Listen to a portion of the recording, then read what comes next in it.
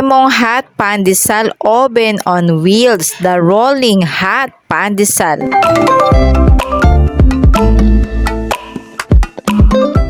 Hello Penny people! Good day po sa inyong lahat. It's morning, 5:40 in the morning.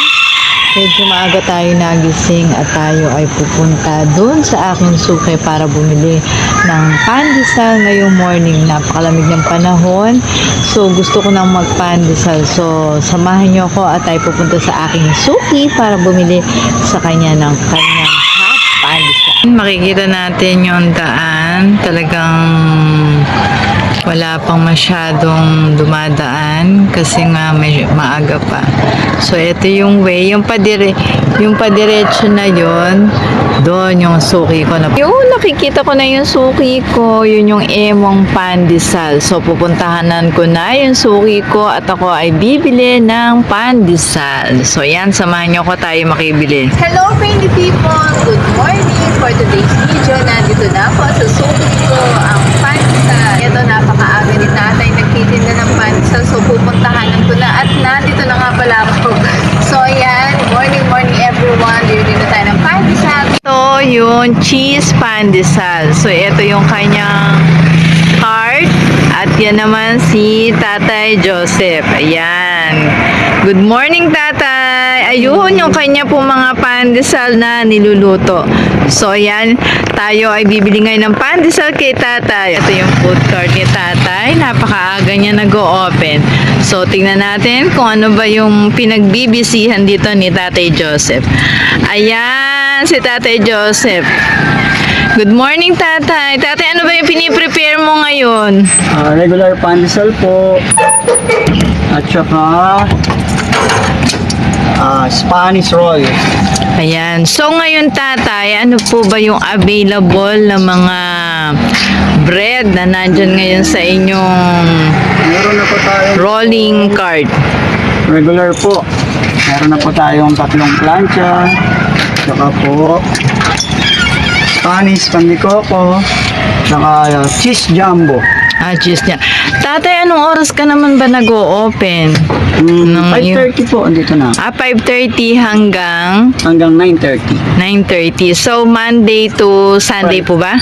Pag Sunday po kasi day off po. Saka Sunday. Bali Okay. yung titinda po nito, yung mamanggaling ko at saka po yung anak ko. Matagal ka na, Tatay, nagaganito? Nagbibusiness ng ganito? Year na rin po. Ayan. Di mo. So, yung side na to, Tatay, hindi pa tuluto, ano? Yes, mga milaw pa po yan. Hello pa yan. So, ito, yung side na to, merong pandesal. Yan, ito, hindi pa to mga luto eh.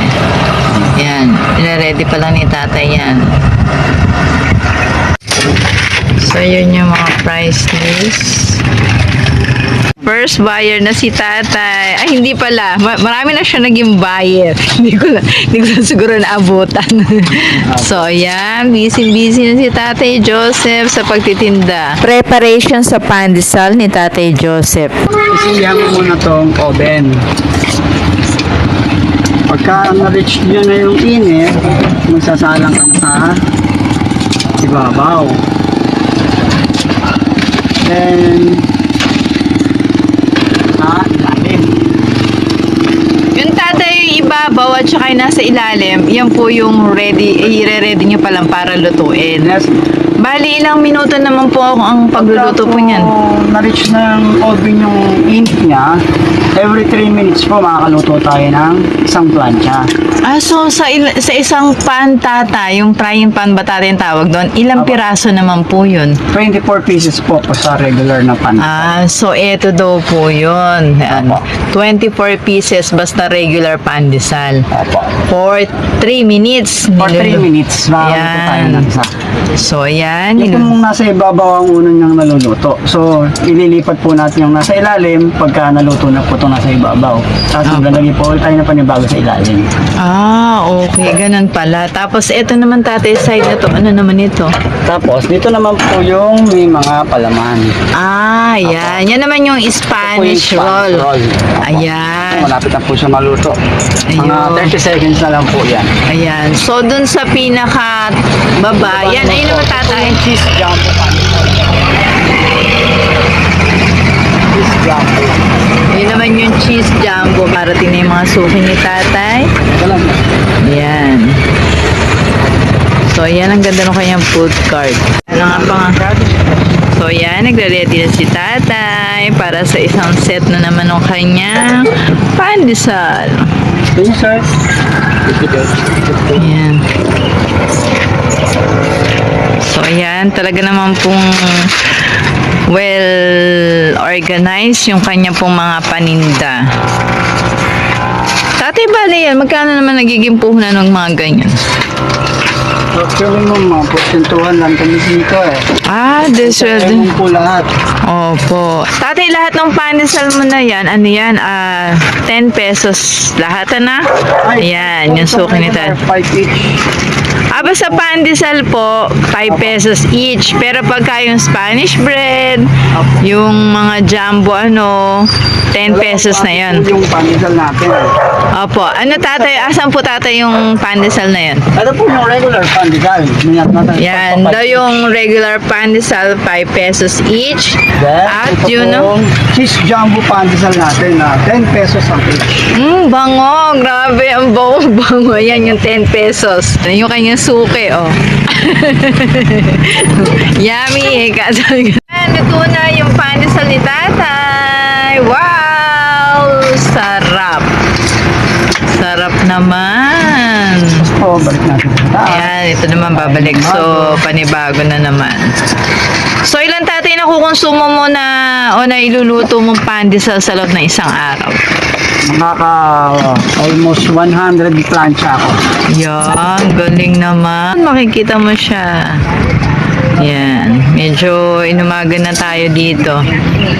Ayan, dito lang siya sa may tapat ng Daily Valley. Ayan, dyan nyo siya makikita. Ayan.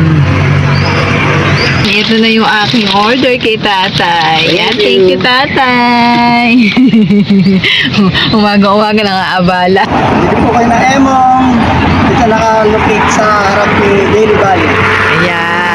So, yan si Tatay Joseph. Thank you po, Tatay Joseph. Nabala ko kayo. Bye-bye po. Yan si Tatay Joseph na talaga na pong busy sa pagtitinda po ng kanyang hot pandesal. So, yung mga pandesal ni Tatay, merong regular is 5 pesos at meron naman pong may 10 pesos din. So, meron siyang Spanish roll, meron din po siyang hot pandesal, at saka meron din siyang pan de coco na available po dito sa kanya pong store. Friendly people, thank you for watching and see you po sa mga nito. Nagkabulon-bulon. Friendly people, thank you for watching for today's video. Keep on watching to my channel, John Lising. Ingat everyone. God bless po and happy morning. Bye everyone. See you po sa next video ko.